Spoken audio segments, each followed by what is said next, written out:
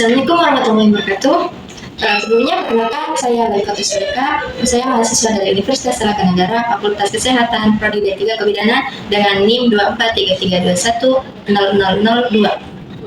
Baik, di video kali ini saya akan memenuhi tugas salah satu mata kuliah aspek persalinan dengan pembimbing dosen yaitu Ibu Rofiatul Jannah SST MKes.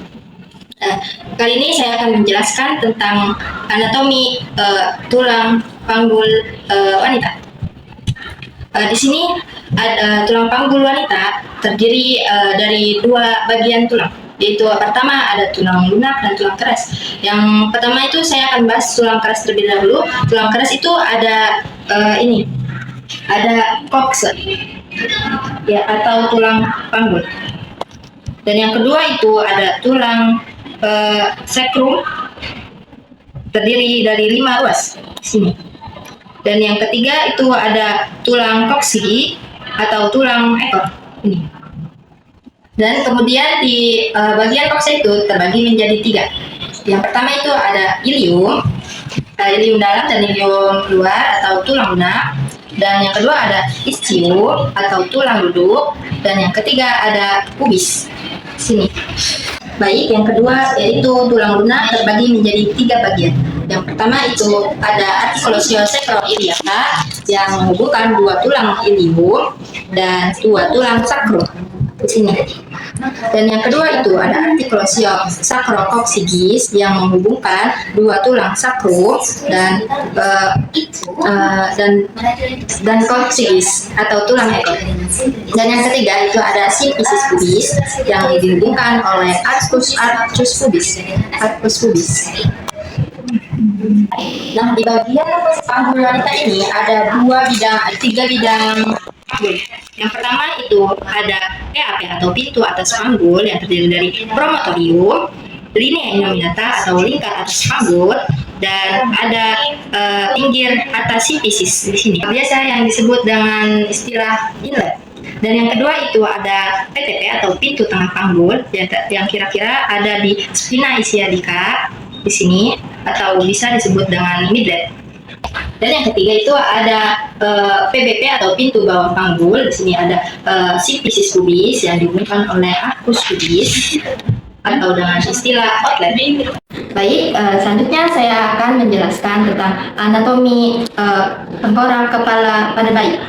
Di sini ada mandibularis, yaitu rahang bawah, tulang rahang bawah, maxillaris, tulang rahang atas, nasalis, tulang hidung, zygomatic, tulang pipi, temporal, tulang pelipis di sini ya, dan di sini frontal, tulang dahi, parietal, tulang ubun-ubun, dan kahir yaitu ada tulang occipital, tulang belakang kepala. Nah, di kepala ini di struktur kepala ini ada penghubungnya yaitu dinamakan dengan sutura. Di sini ada 4 sutura.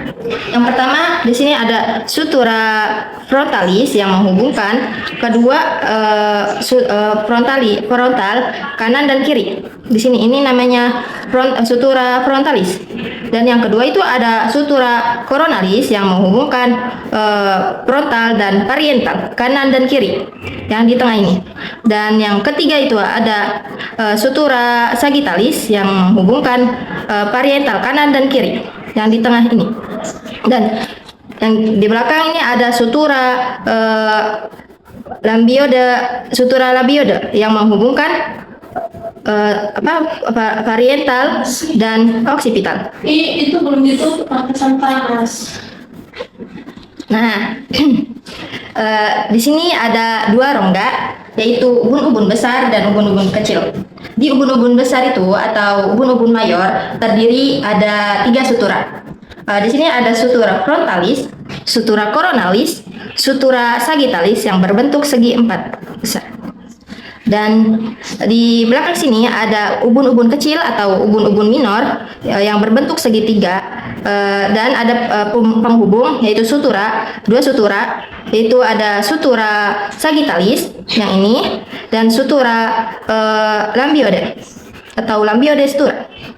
Nah, di sini saya akan menjelaskan persalinan normal pada ibu hamil dengan usia kehamilan 37 sampai 40 minggu ataupun sudah HTRM, maka akan terjadinya assessment atau masuknya kepala bayi pada pap atau pintu atas panggul. Pada saat ini, apabila ibu sudah ada kan tanda-tanda persalinan seperti his yang semakin kuat dan teratur dengan frekuensi 3 kali selama 10 menit, lamanya 49 detik, maka akan terjadinya penurunan kepala bayi yang dinamakan dengan descent. Pada penurunan bayi ini, posisi sutura sagittalis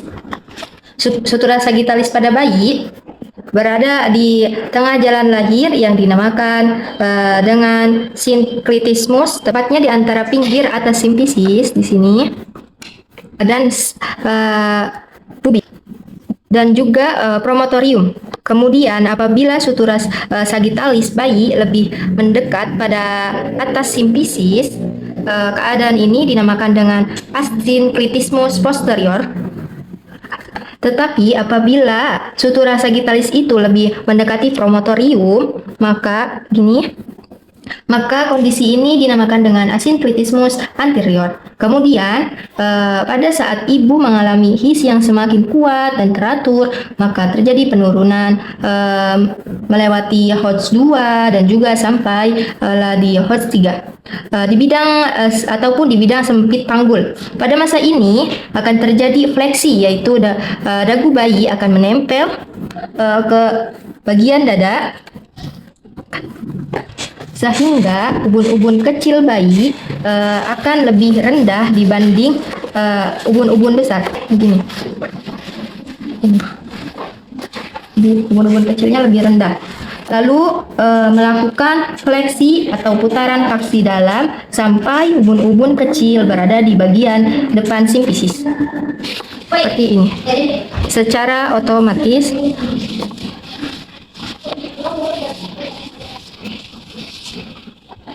Nah, pada saat kepala bayi sudah melakukan putaran paksi dalam dan posisi ubun-ubun kecil berada di bagian bawah simfisis, seperti ini, bawah simfisis, pubis, maka penolong melakukan stenang dengan cara meletakkan tangan kiri sebelah kiri di bagian vertex ini, lalu tangan kanan di bagian perineum. Di bagian perineum, gerakan ini bertujuan untuk ada terjadinya robekan, semakin bertambahnya mules, his ibu semakin kuat akan terjadi dan akan terjadinya ekstensi di mana posisi dagu akan menjauhi bagian dada bayi seperti ini. Tetapi sebutannya masih tertahan di bagian bawah simfisis seperti ini. Ini tertahan di bawah simfisis. Nah, sebutannya. Ini sebagai pusat pemutaran yang disebut dengan hipomotion. Lalu lahirlah ubun-ubun besar bayi, diikuti dengan dahi, diikuti dengan hidung, dan juga mulut. Nah, setelah bagian kepala sudah lahir, pindahkan tangan sebelah kiri, sanggah bagian bawah kepala bayi, dan cek apakah ada lilitan tali pusat atau tidak. Ini, jika tidak ada lilitan tali pusat, lalu kemudian tunggu putaran paksi luar, biasanya terjadi dengan sendirinya. Putaran paksi luar ini biasanya mengikuti sumbu putar pada punggungnya. Apabila punggungnya sebelah kiri, maka dia akan memutar sebelah kanan. Dan apabila sumbu putarnya sebelah kanan, akan memutar ke sebelah kiri. Lalu letakkan tangan secara biparietal dan mulai melangkah ekspulsi atau melahirkan bahu. Gini.